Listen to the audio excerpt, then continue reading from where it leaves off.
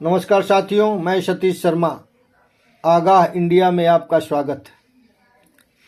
जो उचित समझो वो करो, आज यही ब्रह्म वाक्य इस वर्तमान कायर सत्ता का बन गया है। 31 अगस्त 2020 को जब चीनी सैनिक अपने 4 टैंकों के साथ भारतीय चौकियों की तरफ बढ़ रहे थे, जहां कुछ घंटे पहले ही भारतीय सेना ने कैलाश रीच पर अपना कब्जा जमाया था, चीन हमारे सामने खड़ा था। तब 56 इंची छाती को क्यों सांप सूंघ गया था और रक्षा मंत्री राजनाथ सिंह की पीओके लेने वाली आक्रामकता कहां घुस गई थी। राष्ट्रीय सुरक्षा सलाहकार अजीत डोभाल जो उड़ी और बालाकोट पर अपनी झूठी सेखी भगाते नहीं थकते हैं, उस समय क्यों चुप थे। पूर्व सेनाध्यक्ष जनरल मनोज मुकुंद नरवणे ने अपनी किताब में ऐसा क्या लिखा है कि जिसे नेता प्रतिपक्ष राहुल गांधी संसद में पढ़ना चाहते थे, जिसे नहीं बोलने दिया और ये कायर सत्ता ने रोक दिया। मैं आपको बताता हूं। भारतीय सेना की नॉर्दर्न कमांड के प्रमुख लेफ्टिनेंट जनरल योगेश जोशी को 31 अगस्त 2020 को रात 8:15 पर एक फोन कॉल आया। उन्हें जो जानकारी उस फोन पर प्राप्त हुई, उससे वे चिंतित हो गए। इन्फेंट्री के सपोर्ट से 4 चीनी टैंक पूर्वी लद्दाख के रेचिन लाक की तरफ बढ़ रहे थे। जनरल जोशी ने इस मूवमेंट की जानकारी army chief general Manoj Mukund Naravane को दी, जिन्होंने तुरंत स्थिति की गंभीरता को समझ लिया। टैंक कैलाश रेंज पर भारतीय ठिकानों से कुछ 100 मीटर की दूरी पर थे। भारतीय सैनिकों ने एक एल्यूमिनिटिंग राउंड फायर कर चेतावनी दे दिया, फिर भी चीनी टैंक आगे बढ़ते रहे। जनरल नरवणे ने रक्षा मंत्री राजनाथ सिंह, राष्ट्रीय सुरक्षा सलाहकार अजीत डोभाल, सीडीएस जनरल बिपिन रावत, विदेश मंत्री एस जयशंकर को लगातार फोन करते रहे, लेकिन कोई जवाब इन्हें अभी तक नहीं मिला था। यही इतनी सी बात उस किताब में थी जिसे नेता प्रतिपक्ष राहुल गांधी संसद में उठाना चाहते थे और इन लोगों की वर्तमान जो कायर सत्ता चल रही उसकी कलई खोलना चाहते थे। लेकिन सत्ता पक्ष और फर्जी राष्ट्रवादी उन्हें बोलने नहीं देना चाहते हैं।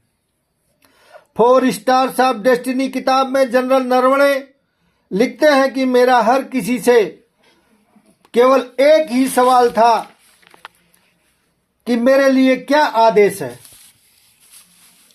स्थिति तेजी से बिगड़ रही थी और स्पष्टता की जरूरत थी। मौजूद प्रोटोकॉल के मुताबिक नरवणे को साफ आदेश थे कि जब तक ऊपर से मंजूरी न मिले तब तक एक भी गोली न चलाई जाए, लेकिन ऊपर से कोई स्पष्ट निर्देश नहीं मिला। समय बीत रहा था। रात 9:10 पर लेफ्टिनेंट जोशी ने फिर फोन किया। चीनी टैंक आगे बढ़ते हुए दर्रे से 1 किलोमीटर से भी कम दूरी पर थे। रात 9:25 पर नरवणे ने रक्षा मंत्री राजनाथ सिंह को फिर फोन किया और स्पष्ट निर्देशों के लिए पूछा, लेकिन कोई निर्देश फिर नहीं मिला।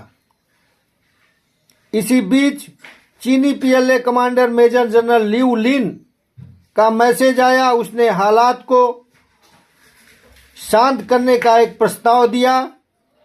दोनों पक्षों को आगे बढ़ना बंद कर देना चाहिए और अगले दिन 9:30 पर स्थानीय कमांडर अपने 3 प्रतिनिधियों के साथ मिलेंगे।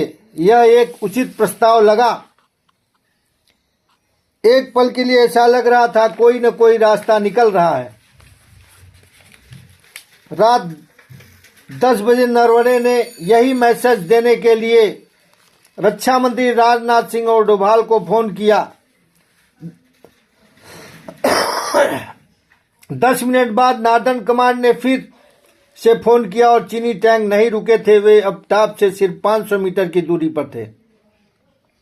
चीनी सेना को रोकने का एकमात्र तरीका हमारी मीडियम आर्टिलरी से फायरिंग करना था, जो तैयार थी और आदेश का इंतजार कर रही थी। जनरल नरवणे अपने किताब में लिखते हैं, मेरी स्थिति नाजुक थी। कमांड जो सभी संभावित तरीकों से फायरिंग शुरू करना चाहता था, लेकिन सरकार के तरफ से स्पष्ट आदेश नहीं मिल रहा था। इसी के बीच नरवणे फंसे हुए थे कि करें तो क्या करें। पूरा नॉर्दर्न फ्रंट हाई अलर्ट पर था। टकराव की संभावित जगहों पर नजर रखी जा रही थी, लेकिन फैसले का पॉइंट रेचिनला था। नरवणे ने रक्षा मंत्री को एक और फोन किया, जिन्होंने वापस फोन करने का वादा किया। समय बीत रहा था। हर मिनट चीनी टैंक टॉप पर पहुंचने के लिए बेताब दिख रहे थे। राजनाथ सिंह ने रात 10:30 पर फोन किया और बताया कि प्रधानमंत्री से बात हुई, जिनके निर्देश थे जो उचित समझो वो करो, माने यानी जो आपको ठीक लगे वो करो। मतलब मजबूती का हर समय दम भरने वाला शख्स कड़े फैसले लेने के समय सारी जिम्मेदारी या सेना को देकर मुक्त हो गया। वही ये प्रसंग है। जनरल मनोज मुकुंद नरवणे ने अपनी किताब में 4 स्टार्स ऑफ डेस्टिनी में लिखा है, जिसे सरकार देश के सामने नहीं आने देना चाहती है। सरकार और इस देश की जनता से बस एक ही प्रश्न, यह कैसा राष्ट्रवाद है? इनका यही राष्ट्रवाद है कि कायरता और सेना के पीछे छुपो, अपनी जिम्मेदारी से मुक्त रहो, जिससे कि हमको देश के सामने कोई जवाब न देना पड़े, झूठ बोलते रहो। यही मुद्दा है जिसे राहुल गांधी संसद में उठाना चाहते हैं, लेकिन ये वर्तमान कायर सत्ता उसको उठाने देना नहीं चाहती। धन्यवाद। जय हिंद, जय भारत, जय हिंद की सेना।